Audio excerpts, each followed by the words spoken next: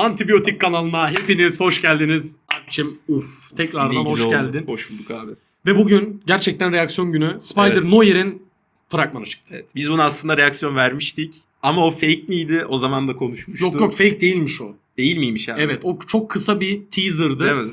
Ve bunun üstüne bir tane shorts yapmıştık. Hatta o dönem belki de ilk shortslardan biriydi. Bu diziye insanlar inanmıyordu. Amazon'un bunu iyi bir produce etmeyeceğini düşünüyorlardı. Valla ben de inanmıyordum, hiç yalan olmasın. Ve gerçekten... Yani Nicolas Cage olduğu için bir şey oldu hep, anladın mı? Bir sürreal bir tarafı oluyor. Yani. B-movie gelebilir Aynen gibi. Anladın mı? Hani yine B-movie tarzı bir şey olabilir tabii. Ama benim bu haftaki okuduğum haberlere göre Amazon gerçekten çok iyi para ayırmış buna. Hakikaten para harcamış. 8 bölüm olacakmış.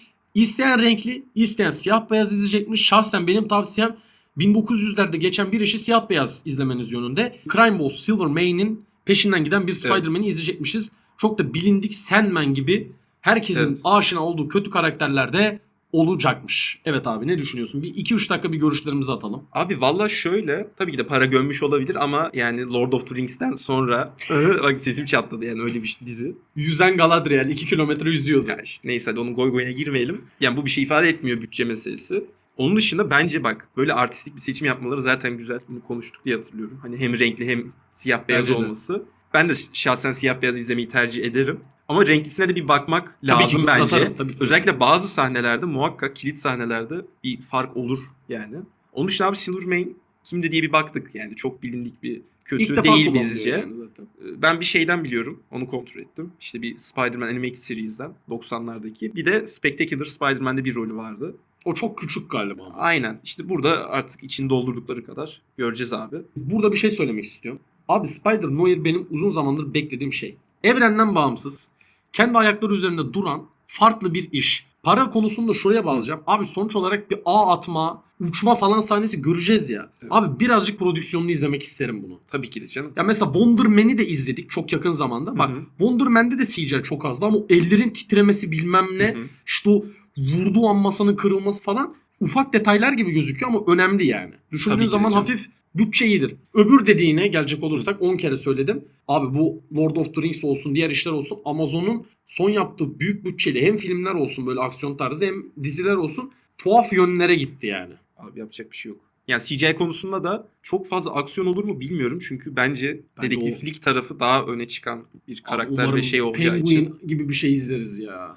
Abi ben ne estetiği bekliyorum? Bilen bilir. Burada belirteyim. Abi ben ilk bu karakteri 2010 oyun olması lazım. Spider-Man Shattered Dimensions abi. O oyun bence çok öncü bir oyundu. Tam gameplay olarak çok farklı değildi ama o karakterleri oynatması olsun, o estetiği olsun, çok orijinal bir işti. Bu Spider-Verse şeyine ön ayak olmuş bile olabilir abi. Hatta yanlış olmasın, onu bir kontrol ederiz. Spider-Noir karakterinin ilk böyle debülarından biri olması lazım o oyun. Yanlış bilmiyorsam. Ekranda debüsü... Çok eski bir karakter değil diye hatırlıyorum Spider-Noir. Ekrandaki yani film ve dizi açısından debüsü Into the Spider-Verse'de olmuştu. Aynen. Gene Nick Cage seslendiriyordu. O yönden de heyecanlıyım. Bayağı iyi bir tercih bence. Evet, adam aşina yani karakter. Aynen. O zaman geçelim. Hadi geçelim abi. Abi hazır mıyız? Ben çok heyecanlıyım ya. Aldı. Ben de çok heyecanlıyım. Bayağı heyecanlıyım. Alright. Alright. Neydi o? Matthew McConaughey. Arkadaşlar True Detective izleyin. Onu da konuşuruz bir yer inşallah. Alt yazıyı açtık. Tell me why. You already know how it ends. Oo. Well, then, start from the beginning.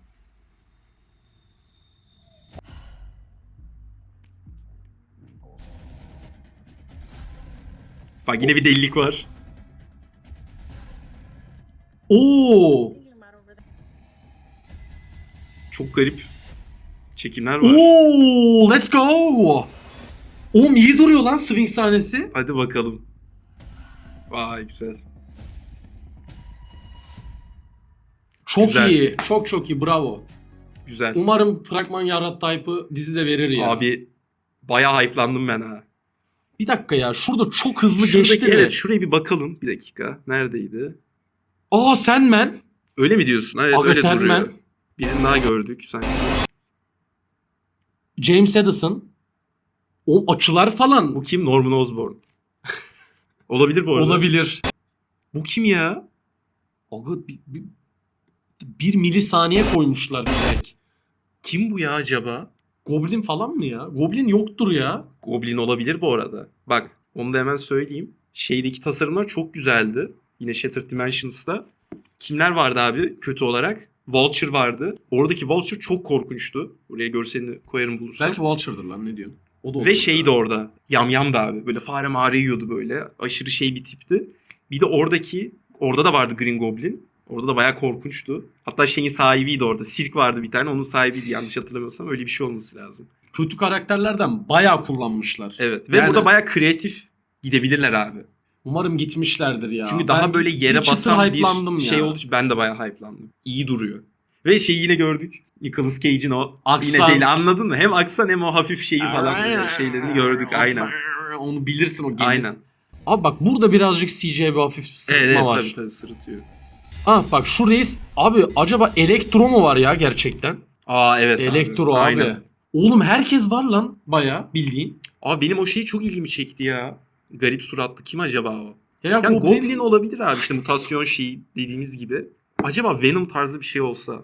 Venom olmaz. Bak Venom'u buraya sokmayacaktır. Bir şey söyleyeyim mi? Bak çok alakasız. Bir süre bu Sony'nin son yaptığı Değil mi? bu Görmeyelim. üçlüden sonra Venom'a bir ara verelim. Değil mi abi? Bence de. Abi ya. o slime fight yani onlar falan, ışığımız falan koptu. Venom deyince ışık bile dayanamadı yani. Hakikaten Venom geldi. Evde, evet. Şu an arkadaşlar Venom evde. Oradan o patlıyor, oradan o patlıyor mesela. Venom'a bir ara versek iyi olur. Bir de bir dedikodu, gene bir trivia. Secret Wars'ta Hı hı. Secret Invasion diyecektim. Secret Invasion diyecektim bu arada. Secret Wars'ta Peter Parker'ın Symbiote suite'ine kavuşacağına dair haberler var. Hatta Brand New Day'in belki sonunda bile kavuşabilir diye haberler var. Şimdi zaten Sony'nin bence yaptığı tek iyi olumlu hareket Hı hı. Symbiote'u bırakmaktı No Way Home'un sonunda. Evet. Kreatif bir şey verdiler evrene. Bir süre Venom'u görmesek ya da sadece Marvel evreninde görsek daha iyi olur diye düşünüyorum. Bence burada özlediğimiz kötüleri kullansalar daha Evet. böyle net iyi olur yani. Bence tek sezon bir iş olmak zorunda da değil. Bize böyle tatlış tatlış izlettirebilir yani. Yani tek sezon olsa da okeyim ya. Ben de okeyim de. Okeyim yani. Ya ama Yine şöyle bir böyle şey oluyor. izleyeceğiz yani. Kötü karakterler biraz havada kalıyor tek sezonda. O biraz dandik oluyor yani. Evet o işte şeyine bağlı biraz. Formatına bağlı. Ben heyecanlandım, beğendim. Ben de bayağı heyecanlandım abi. Ama bak ilk 30 saniyelik trailer'da da söyledim. Daha önceki Reels'imizde de söyledim. Gerçekten farklı bir şey izleyebiliriz. Oğlum bir de spin-off Spider-Man hiç izlemedik ya. Tabii izlemedik. Bir de mesela şey mevzusu da var.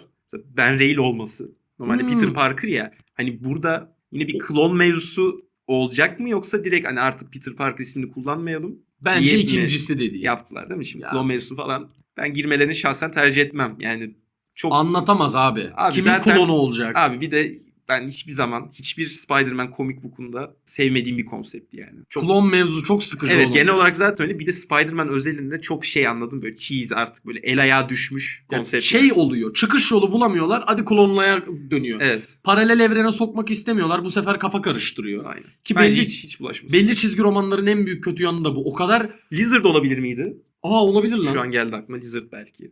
Ama iki kolu da vardı. Vardı. Ya aga Vulture Goblin arasındayım. Evet. Bakarız. İkisinden biridir. Evet arkadaşlar, izlediğiniz için teşekkür ederiz. Biz trivialar olsun, şeyler olsun bayağı bir konuştuk üstüne. Umarım siz de beğenmişsinizdir. Bir de ne zaman geliyordu abi? Kaç? 27 Mayıs yazıyordu galiba. Evet 27 Mayıs. Çok da iyi. Oğlum Mayıs ayı Evet ne ya. iyi ya. Boys, Invincible, bu, Born Again. Hadi bakalım. Oğlum her şey var lan. Nisan'da başlıyor zaten o süreç.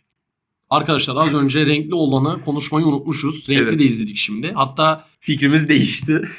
şöyle bir şey, siyah beyaz önerdik ama renkli de Evet. bayağı iyi gözüküyor yani. Evet gerçekten. Ben gene bak hala şey noktası. Ara ara bakılabilir. Bence siyah beyaz bunu hani daha kendine münasır gösterir. Anladın mı? Evet. Ama renkli de çok iyi bir tercihmiş yani. Evet bence de öyle. Hatta sanki Mad Max'in de vardı öyle bir şey, hatırlıyor musun? Varmış. Evet abi aynen.